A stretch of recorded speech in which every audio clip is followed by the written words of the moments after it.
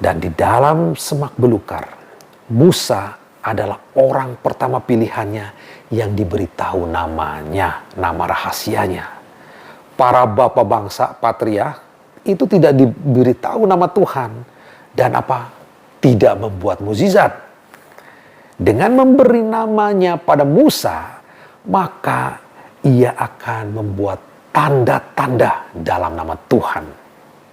Jadi ini seperti dalam perjanjian baru, ketika kita memanggil Yesus di tengah dua orang atau lebih, maka Yesus akan berada di tengah-tengah mereka.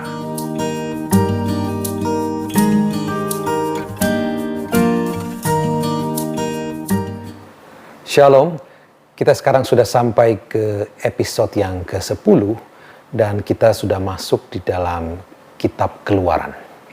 Dan secara khusus di dalam episode ini kita akan membicarakan tentang panggilan Musa. Kitab Keluaran itu plot utamanya adalah keluarnya bangsa Israel dari Mesir. Di dalam teks Ibrani, kitab ini disebut kitab nama-nama. Ini diambil dari kata pembuka dari kitab ini di dalam bahasa aslinya.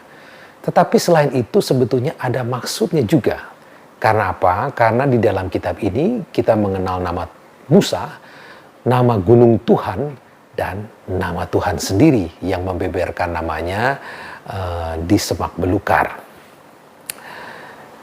Sekali lagi ya, untuk merefresh, perjanjian Tuhan itu telah berkembang. Kita sudah belajar dari terkait dengan pasangan yaitu Adam dan Hawa, kemudian menjadi perjanjian dengan keluarga yaitu keluarga Nuh, lalu dengan suku bangsa dengan Abraham, dan kini menjadi perjanjian dengan bangsa yaitu Musa dan Israel. Selain kata nama yang penting untuk diketahui di dalam kitab Keluaran ini adalah kata tahu ya, tahu atau mengerti, dan juga kata melayani. Jadi ada 3 kata penting, yaitu nama, tahu, dan melayani. Ini adalah kunci untuk memahami kisah dari Keluaran ini. Kisah Keluaran ini adalah kisah yang dramatis. Kita sudah tahu Hollywood banyak memutar ya film-film tentang kisah Keluaran ini. Tapi biasanya itu lebih berpusat kepada bagaimana bangsa Israel itu keluar dari Mesir, yang sebetulnya kurang dari setengah dari kitab Keluaran. Yang lebih utama adalah sebetulnya untuk memahami sesungguhnya bahwa orang-orang pilihan Tuhan itu dibebaskan dari apa. Kitab Keluaran ini diawali dengan apa? Silsilah dari 12 anak-anak Yakub yang beranak cucu dan berkembang di Mesir. Keluaran 1 ayat 7. Nah, pembuka ini adalah pengulangan tema kitab Kejadian, yaitu terkait dengan berkat. Beranak cucu berkembang itu kan berkat ya. Nah, artinya juga mengindikasikan bahwa kitab Keluaran ini masih terhubung dengan kitab Kejadian, jadi sebagai kelanjutan. Ceritanya hampir 400 tahun atau 10 generasi telah berlalu sejak keluarga Yakub itu berdiam di Mesir di tanah Gosen. Jadi tidak heranlah kalau keturunan mereka itu sudah terbiasa dengan budaya Mesir dan juga agama di Mesir.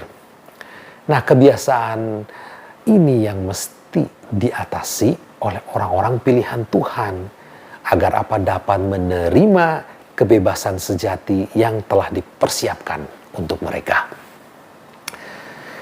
Dalam Keluaran 1 ayat 8 ada raja baru yang dalam tanda kutip tidak mengetahui Yusuf itu pernah bertahta di Mesir. Dengan Mesir itu sebagai negara adidaya saat itu, dan juga kalau raja itu kan dididiknya pasti dengan sangat baik, agak janggal kalau sebetulnya raja itu tidak mengetahui sejarah ini. Terlebih Yusuf itu kan pernah menolong saat Mesir dilanda kelaparan di Kejadian 41. Jadi mesti ada alasan lain bahwa raja itu tidak tahu. Nah, sesungguhnya kata tahu itu di dalam bahasa Ibraninya, yada. Itu mempunyai arti ada unsur hubungan perjanjian. Di Kejadian 4 ayat 1 disebutkan, yaitu ketika Adam bersetubuh dengan Hawa, maka ia mengandung. Maka bahasa aslinya adalah Adam yada Hawa. Ya, jadi ada arti perjanjian. Nah, perjanjian di zaman kuno itu memang sering menggunakan kata tahu.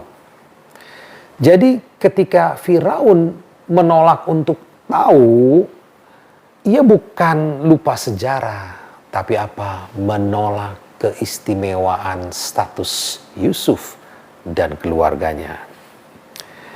Jadi Firaun itu takut akan berkembangnya jumlah bangsa Israel dan menanggapinya dengan apa? Perbudakan.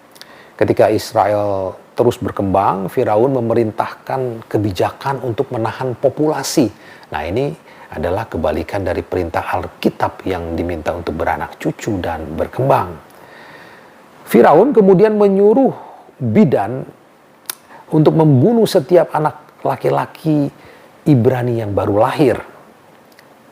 Para bidan ini menolak, terutama 2 orang ini ya, perintah yang kejam ini, dan atas perbuatannya mereka diberi nama, yaitu Sifra dan Puah. Ini sungguh luar biasa ya pemberian nama ini, karena apa? Firaun sendiri tidak diberi nama. Jadi dalam dunia kuno memberi nama itu adalah suatu kehormatan. Sebaliknya jika tidak punya nama. Nah, kitab Keluaran ini kitab nama-nama yang menolak menulis nama Firaun, itu artinya adalah sebagai tanda penghakiman. Nama Firaun itu dihapus karena kejahatannya.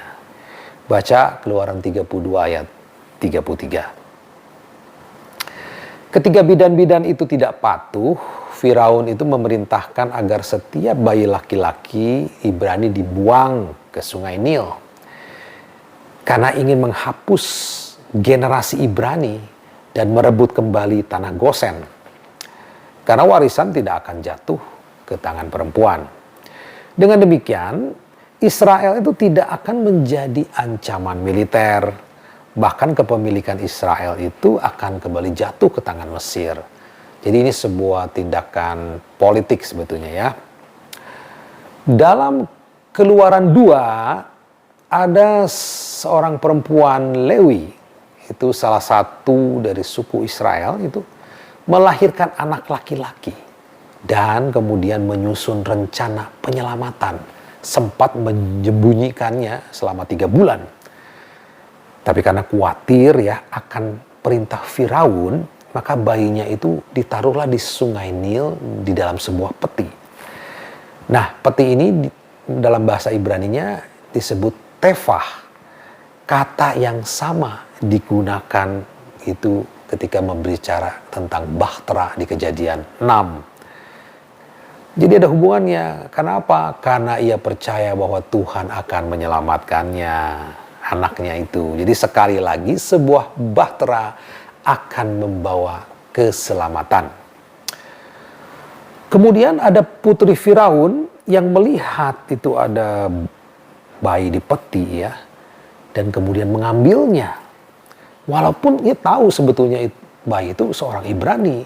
Karena apa? Karena ia telah disunat kan, 8 hari kan disunat. Jadi ia sendiri mengabaikan perintah ayahnya. Jadi usaha Firaun untuk membunuh anak laki-laki itu digagalkan oleh putrinya sendiri, yang kemudian mendidik anak itu dengan fasilitas kerajaan Mesir. Sekali lagi seperti kisah Yusuf, yaitu apa yang manusia lakukan dengan kejahatan, Tuhan dapat menggunakannya untuk kebaikan. Putri Firaun kemudian menamai bayi itu Musa, artinya ditarik dari air. Ini bukan hanya karena Musa itu ditarik dari sungai Nil, tapi juga adalah ini tanda di masa yang akan datang, di mana Musa akan memimpin penyelamatan melalui air di Laut Merah. Ketika Musa mulai bertumbuh sebagai pemuda, walaupun ia dididik dalam budaya Mesir, ia belum melupakan akarnya sebagai Yahudi. Suatu hari ia melihat ada seorang Mesir yang memukul seorang budak Yahudi. Saat itu Musa marah dan membunuh orang Mesir itu, kemudian menutup jasadnya dengan pasir. Ya, akhirnya ketahuan juga ya. Kemudian Musa itu melarikan diri ke Midian. Sekarang ini adalah Arab Saudi. Musa kemudian mendatangi sebuah sumur dan bertemulah ia dengan calon istrinya, yaitu Zipora. Jadi seperti di dalam kitab Kejadian, sumur dan istri itu ada tanda hubungannya, menjadi tanda hubungan. Pembantu Abraham itu bertemu Ribka di mana? Di mata air. Kejadian 24. Kemudian Yakub bertemulah Rahel di sumur. Kejadian 29. Yitro, ayah Zipora, adalah seorang imam Midian. Ia menjadi mertua dari Musa dan tinggallah mereka 40 tahun lamanya dengan keluarga baru. Dalam sejarah keselamatan ya, biasanya selalu ada yang diizinkan untuk berkorban untuk menjadi berkat bagi banyak orang. Abraham meninggalkan kampungnya, Yusuf dibawa ke Mesir menjadi budak. Demikian juga Musa dibuang untuk suatu hari nanti akan kembali. Suatu hari ketika Musa mengembalakan kambing domba Yitro, Musa datang ke Gunung Horeb. Melihat di semak belukar itu ada menyala api tapi tidak dimakan api. Ia ingin tahu ya, kemudian lebih jauh ya, dan akhirnya bertemulah dengan Tuhan yang kemudian menyuruhnya membuka kasutnya. Karena apa? Tempat di mana ia berdiri itu adalah kudus. Ini adalah pertama kalinya lagi kata kudus disebut lagi sejak 7 hari penciptaan di kitab Kejadian yang kudus itu. Tuhan itu menyuruh Musa melakukan suatu misi membebaskan bangsa Israel dari Mesir. Dan kemudian menyuruhnya bertemu dengan Firaun. Ia tentu takutlah dengan bertemu dengan Firaun. Karena apa? Karena ia memang sedang diburu kan. Musa tidak yakin mulanya. Ia bertanya, siapalah saya bertemu dengan Firaun dan membebaskan bangsa Israel? Keluaran 3 ayat 11. Tapi Tuhan meyakinkan Musa bahwa ia akan bersamanya. Merasa kurang yakin kepada siapa ia menjadi perpanjangan tangan, Musa kemudian bertanya, siapakah namamu? Untuk kita yang hidup di dalam zaman monoteis sekarang ini, memang pertanyaan ini agak aneh. Tapi dalam budaya Mesir, di mana dewa-dewa itu punya nama-nama, maka ini suatu yang bisa dipahami ya. Kemudian Tuhan menjawab, namanya Yahweh, dalam bahasa Ibrani itu Eyeh Aser Eyeh, aku adalah aku. Keluaran 3 ayat 14. Arti nama ini sesungguhnya artinya adalah Tuhan bersama umatnya. Ia bukanlah Tuhan yang maha jauh, tapi yang maha hadir. Dalam praktek keagamaan di Mesir, setiap dewa itu punya nama umum yang diketahui oleh semua orang, oleh banyak orang. Tapi juga ada nama rahasia yang hanya diketahui oleh imam. Imam itu memohon nama dewa agar mempunyai kekuatan magis ya. Dan di dalam semak belukar, Musa adalah orang pertama pilihannya yang diberitahu namanya, nama rahasianya. Para bapak bangsa patriark itu tidak diberitahu nama Tuhan dan tidak membuat mukjizat. Dengan memberi namanya pada Musa, maka ia akan membuat tanda-tanda dalam nama Tuhan. Jadi ini seperti dalam perjanjian baru, ketika kita memanggil Yesus di tengah 2 orang atau lebih, maka Yesus akan berada di tengah-tengah mereka. Di kitab para rasul juga para rasul membuat mukjizat di dalam nama Yesus. Jadi Musa itu meminta nama Yahweh ini juga di dalam kaitan ia meminta akses kekuatan yang akan diterimanya. Tawar-menawar adalah bagian dari budaya kuno di Timur Tengah. Dalam Keluaran 4 ayat 1-17, Musa itu mencoba menawar kepada Tuhan terkait misi kembali ke Mesir. Ia merasa keberatan karena takut bangsa Israel tidak akan mempercayainya. Untuk itu, Tuhan memberi 3 tanda mukjizat.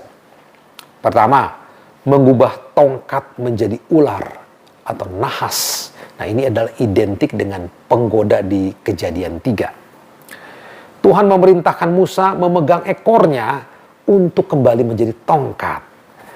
Ini membuktikan Musa punya kuasa dari Tuhan atas iblis. Kedua, Tuhan menyembuhkan tangan Musa yang terkena kusta. Ini mengajarkan bahwa ia akan menyembuhkan juga orang-orang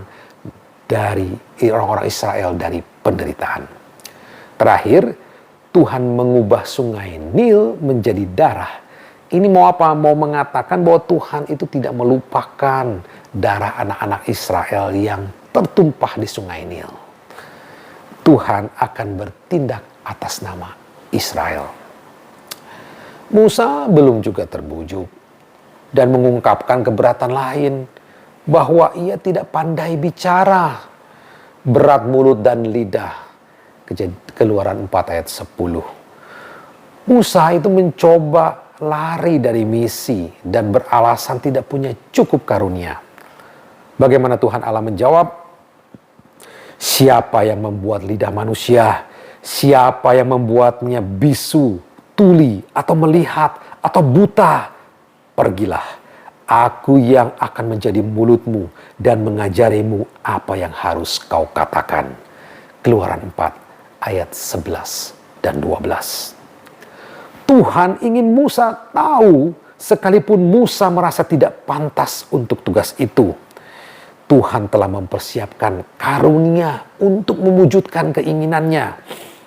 Bukankah Musa telah diselamatkan dari kematian, dididik di tempat Firaun, diarahkan ke Midian, di mana ia menemukan jalan Tuhan di gunung Tuhan. Tuhan memberitahu Musa seperti Tuhan juga memberitahu kita. Ia dapat menggunakan segala cara di dalam hidup kita untuk mewujudkan rencananya. Sampai di sini dulu ya episode 10. Dan di episode berikutnya kita masih akan membicarakan tentang Musa, khususnya itu tentang Firaun versus Tuhan. Sampai di sini, Tuhan Yesus memberkati. Amin.